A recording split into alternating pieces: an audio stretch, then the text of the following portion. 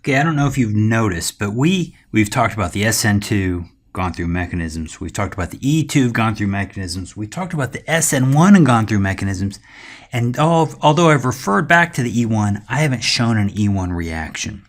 And I'm going to be consistent, and I'm not going to show you an E1 reaction properly here, but we have to talk about it. So the reason I haven't talked about the E1 very much is because we're really discussing the chemistry of alkyl halides. And alkyl halides are classically where people introduce the big four reactions. So what do you do with alkyl halides? You do the big four reactions. And the halides are great for SN2 reactions. We can take a strong nucleophile and kick out that halide.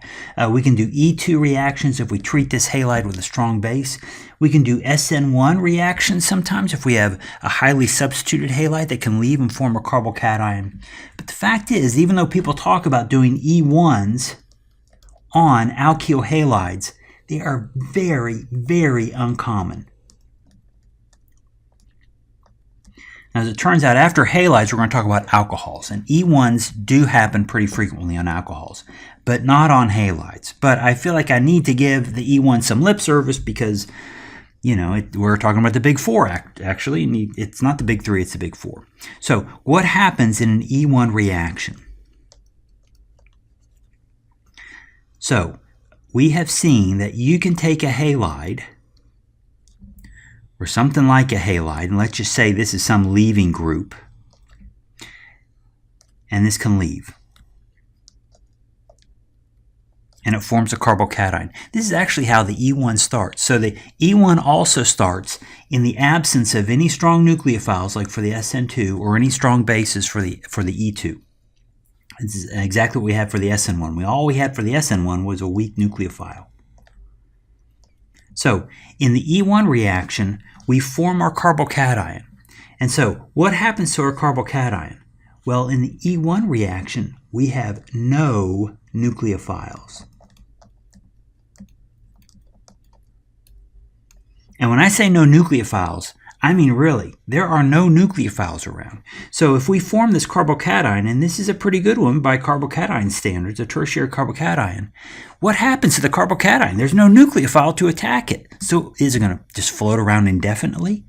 No, it doesn't float around indefinitely. In all reactions, there are weakly basic structures, and it could be the glass on the edge of the flask. But we'll have some base in that reaction.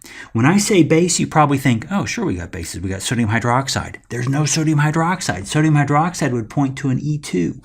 We don't have nucleophiles or bases,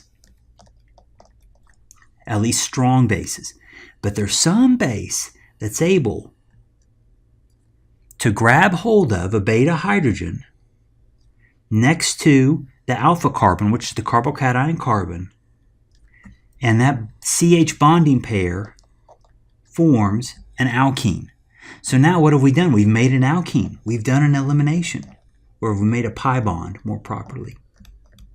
This is an elimination reaction.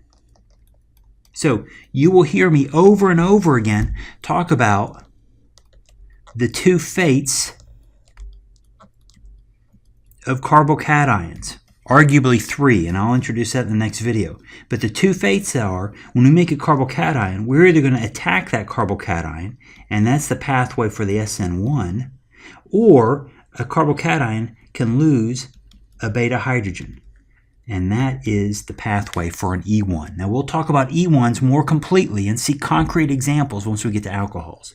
But E1s do happen. They're very rare, but when they do, they typically do not involve alkyl halides. We'll see them on alcohols. But they, just like the SN1, they go through a carbocation.